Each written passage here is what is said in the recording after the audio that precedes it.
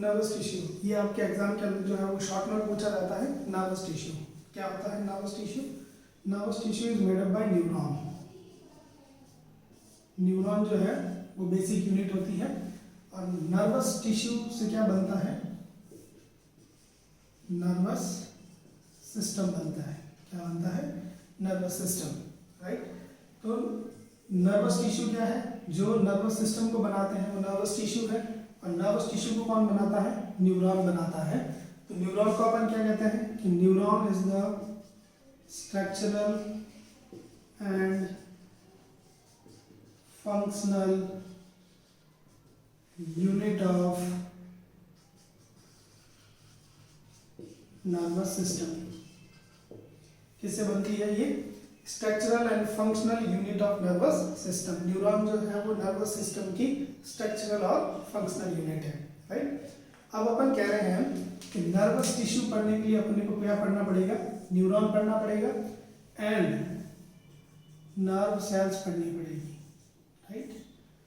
तो सबसे पहले अपन पढ़ता है न्यूरॉन, राइट।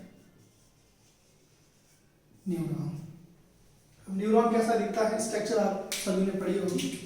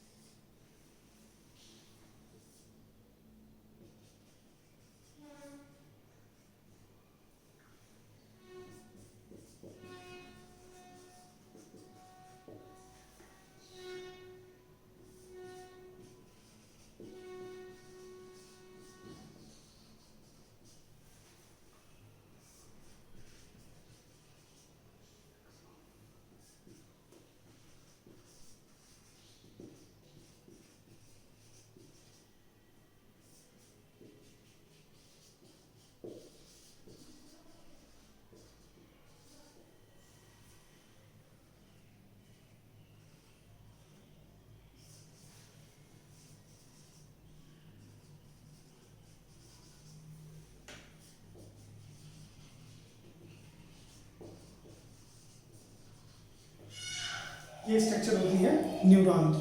किसकी स्ट्रक्चर है ये? न्यूरॉन की स्ट्रक्चर, न्यूरॉन की। अब देखिए इसमें ये जो एक पेड़ है जैसे स्ट्रक्चर है, और इसके ये क्या है? ब्रांचेज है। तो इन ब्रांचेज को बोलते हैं डेंड्राइट्स, और डेंड्राइट्स का काम हमेशा कैसा होता है? सेंसरी होता है। कैसा होता है? सेंसरी। इसका मतलब है जितनी भी इंफॉर्मेशन ब्रेन तक आएगी वो किसके थ्रू आएगी? इन डेंड्राइट्स के थ्रू आएगी, राइट। इसलिए इनको सेंसरी कहते हैं। नेक्स्ट, सेंसरी में ध्यान रखिएगा, अगर कोई भी गर्म चीज़ है या किसी ने पिंच काट दिया है आपके, या पेन किसी ने दिलाया है आपको, तो यहाँ से जो सेंसेशन पता लगता है ये सब सेंसरी के हैं। तो यहाँ से सेंसेशन ब्रेन तक कैसे जाते हैं? इन डेंड्राइट्स के थ्रू जाते हैं, इसलिए इसको सेंसरी भी कहते हैं। नेक्स्ट, न्यूक्लियस होता है बीज के अंदर, और यहाँ पे जो है वो निगरी बॉडीज होते हैं। क्या होता है? निगरी बॉडीज। नेक्स्ट, यहाँ पे जो स्ट्रक्चर होती है उसको कहते हैं सेल बॉडी या सोमा। ये जो स्ट्रक्चर होती है इसको कहते हैं एक्सॉन, और एक्सॉन जो होता है इसको इफरेंट या फिर मोटर कहते हैं। जैसे इसको सेंसरी कहते हैं, उसके लिए एक्सॉन को क्या कहते हैं? मोटर कहते हैं। क्यों? क्योंकि ब्रेन के पास में जो इंफॉर्मेशन आई है वो कहाँ तक जाएगी? वापिस ऑर्गन तक जाना, किसी टिश्यू के तक जाना ही क्या कहलाता है? मोटर इंफॉर्मेशन कहलाती है, इसलिए एक्सॉन। फॉर एग्जाम्पल, अगर गर्म कोई चीज़ है, ठीक है, माना ये गर्म चीज़ है, ऑब्जेक्ट है, और मैंने इस गर्म चीज़ को क्या कर लिया? छू लिया। तो जैसे ही छुआ तो यहाँ पे क्या थे? डेंड्राइट्स थे जो इन्फॉर्मेशन कहाँ लेके गए? ब्रेन तक लेके गए, और ब्रेन ने वापस रेस्पॉन्ड किया। तो वापस जो इन्फॉर्मेशन आ रही है वो किसके थ्रू आ रही है? एक्सॉन के थ्रू आ रही है, और मसल में क्या होगा? कंट्रैक्शन होगा, और मेरा हाथ क्या होगा? वहाँ से हट जाएगा। तो ये जो हाथ हट रहा है वो कैसी इन्फॉर्मेशन है? मोटर है। और कौन लेके आ रहा है? एक्सॉन लेके आ रहा है। तो इसलिए अपन कहते हैं कि इसको एफरेंट भी कहते हैं, क्या कहते हैं, एफरेंट, राइट। जो इंफॉर्मेशन बॉडी से ब्रेन तक जाती है उसको एफरेंट भी कहते हैं और सेंसरी भी कहते हैं, और जो ब्रेन से इंफॉर्मेशन बॉडी के दूसरे ऑर्गन और टिश्यू तक आती है उसको इफरेंट कहते हैं या मोटर कहते हैं, राइट। चलिए नेक्स्ट, ये एक्सॉन है और एक्सॉन के चारों तरफ जो कवरिंग होती है उसको माइलिन शीथ कहते हैं। दो एक्सॉन के बीच, मतलब दो माइलिन शीथ के बीच में जो जगह खाली है उसको कहते हैं नोड्स ऑफ रैनवियर। नेक्स्ट, इस माइलिन शीथ के अंदर जो शेल होती है उसका नाम है स्वान सेल, और नेक्स्ट ये नीचे जो है वो टर्मिनल बटन्स होते हैं, राइट। ये होती है स्ट्रक्चर आपकी न्यूरॉन की। नेक्स्ट मैंने आपको बता दिया डेंड्राइट्स का क्या काम है। डेंड्राइट्स का काम है इंफॉर्मेशन को पेरिफेरल से लेके कहां तक पहुंचाना, सेंटर तक। कहां तक पहुंचाना, पेरिफेरल टू सेंटर तक पहुंचाना। ये किसका काम है, डेंड्राइट्स का काम है। नेक्स्ट एक्सॉन, एक्सॉन का काम क्या है, ठीक है, सेंटर से इंफॉर्मेशन को कहां पहुंचाना है, centre to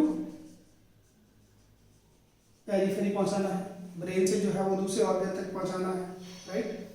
next myelin sheath का क्या काम है। माइलिन शीथ का ध्यान रखिएगा, माइलिन शीथ एक इंसुलेटिंग लेयर है। कैसी लेयर है, इंसुलेटिंग लेयर। इंसुलेटिंग लेयर का मतलब है ये इंफॉर्मेशन को बहुत फास्ट तरीके से पहुंचाती है, ठीक है, तो उसको कहते हैं इंसुलेटिंग लेयर, राइट। तो इंफॉर्मेशन की क्या करती है, स्पीड बढ़ाती है। क्या बढ़ाती है, स्पीड बढ़ाती है myelin sheath, right. Next nodes of Ranvier क्या है। नोड्स ऑफ जो है वो नॉन इंसुलेटिंग लेयर है। नोड्स ऑफ रैनवियर क्या है, नॉन इंसुलेटिंग लेयर है। ये भी क्या बढ़ाती है, ये भी आपकी स्पीड बढ़ाती है, राइट। जो इंफॉर्मेशन होगी वो उतनी स्पीड से जानी चाहिए। जब गर्म ऑब्जेक्ट के हाथ लगता है तो कितना जल्दी आपका हाथ हटता है वहां से, तो ये इंफॉर्मेशन इन्हीं की वजह से जाएगी। अगर किसी का माइलिन शीथ डैमेज हो गया तो क्या होगा, वो आराम से हटाएगा या उसको पता ही नहीं लगेगा। जैसे पैरालिसिस के केस में होता है कि पैरालिसिस वालों को पता ही नहीं लगता है कि ऑब्जेक्ट गर्म है या ठंडा है, तो वो वहीं पे पड़ा रहता है और जल जाता है part. Next myelin sheath nodes of Ranvier हो गया, नॉन इंसुलेटिंग लेयर होती है और ये भी स्पीड को बढ़ाने का काम करती है। और माइलिन शीथ, इस माइलिन शीथ का काम है, ये इंसुलेटिंग लेयर है और स्पीड को बढ़ाती है। नेक्स्ट चीज है स्वान सेल, और स्वान सेल का काम होता है इस माइलिन शीथ को मेंटेन करना। Maintain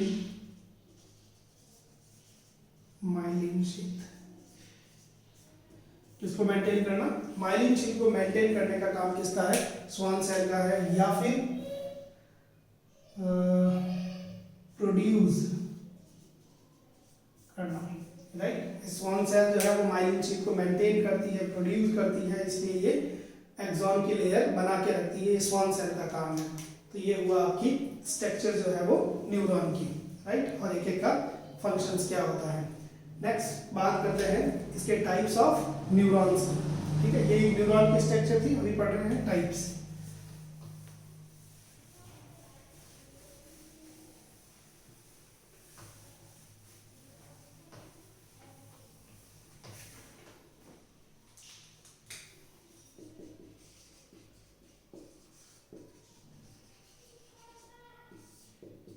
types of neuron, types of जो न्यूरॉन है वो अकॉर्डिंग टू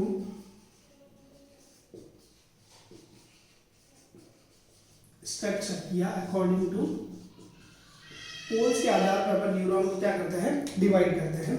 तो अपन कह रहे हैं 3 पार्ट्स हैं, ठीक है, जिसको बोलते हैं मोनोपोलर, बाइपोलर और तीसरा होता है मल्टीपोलर, राइट।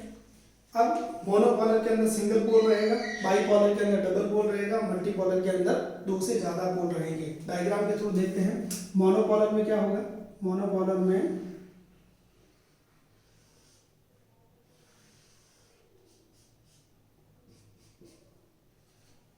ये मोनोपोलर है, राइट, ये एक ही साइड में है।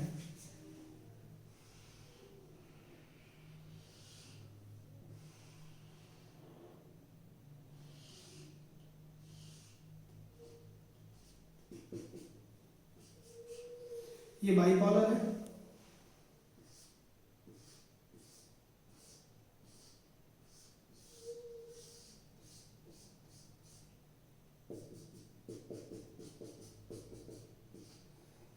ये मल्टीपोलर है।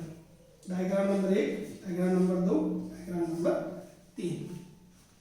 ये कैसा हुआ? मोनोपोलर, बाइपोलर ये डबल हो गया, मल्टीपोलर के अंदर ये दो से ज्यादा जो है वो पोल बन गए। तो ये है types of neuron according to structure. Next बात करते हैं types of neuron according to function.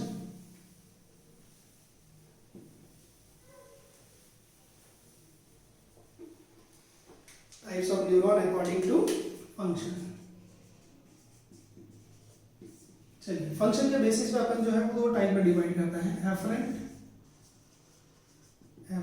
और दूसरा होता है इफरेंट। एफरेंट का मतलब क्या हुआ? जो इंफॉर्मेशन कहाँ जा रही है? आपके पेरिफेरल से सेंटर तक जा रही है, पेरिफेरल टू सेंटर। जितनी भी इंफॉर्मेशंस हैं वो पेरिफेरल से सेंटर तक जा रही है, और ये सभी इंफॉर्मेशंस कैसी होगी? सेंसरी होगी, राइट। इसको कहते हैं एफरेंट। नेक्स्ट होता है इफरेंट। इफरेंट होता है सेंटर टू पेरिफेरल, और ये होगा मोटर, राइट। ब्रेन से जो है इंफॉर्मेशन कहाँ जा रही है? नेक्स्ट आपके हाथ और पाँव तक जा रही है, पेरिफेरल तक जा रही है, और ये कैसी इंफॉर्मेशन होगी? मोटर होगी। तो ये कह रहे हैं types of neuron according to function जो है वो दो तरह के हैं, afferent and efferent. Afferent peripheral से सेंटर की तरफ जाती है, जबकि इफरेंट सेंटर टू पेरिफेरी जाती है। नेक्स्ट बात करते हैं सेल्स की।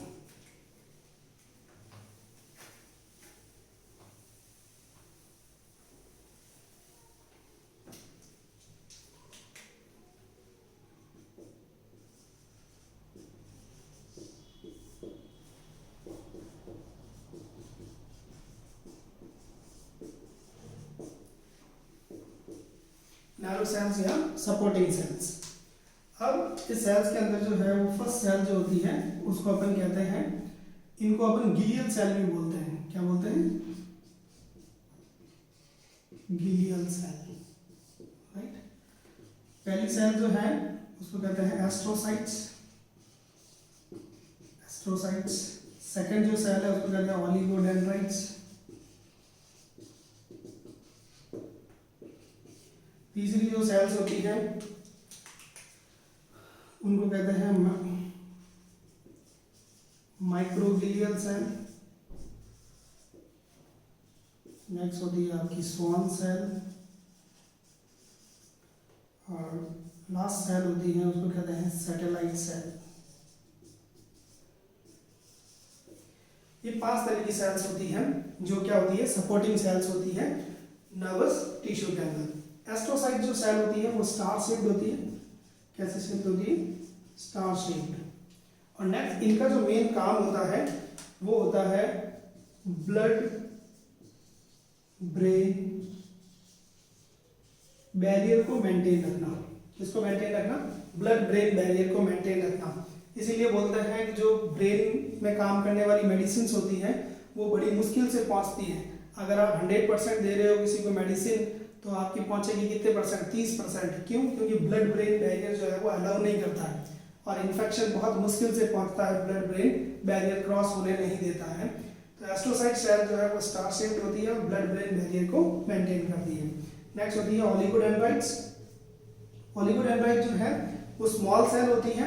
ये क्या मेंटेन करती है? ये माइलिन शीट बनाती है। क्या बनाती है? माइलिन शीट बनाती है। पर कहाँ पे बनाती है? सेंटर पे बनाती है। माइलिन शीट जो है वो कहाँ पे बनाएगी? सेंटर के अंदर बनाएगी। एक चीज और पढ़ी थी, स्वान सेल जो है वो भी क्या बनाती है? माइलिन शीट बनाती है। माइलिन शीट बनाती है, पर कहाँ पे बनाती है? पेरिफेरल नर्वस सिस्टम के अंदर बनाती है। ठीक है, पेरिफेरल के अंदर जो माइलिन शीट बनाती है उसका नाम है सेल का स्वान सेल। नेक्स्ट होती है माइक्रोग्लियल सेल। माइक्रोग्लियल का काम होता है फैगोसाइटोसिस का। फैगोसाइटोसिस का मतलब क्या होता है कि ऐसी सेल जो जितने भी इन्फेक्शन वगैरह आएंगे उसको क्या करेगी? डिस्ट्रॉय करेगी। इसको कहते हैं माइक्रोग्लियल सेल।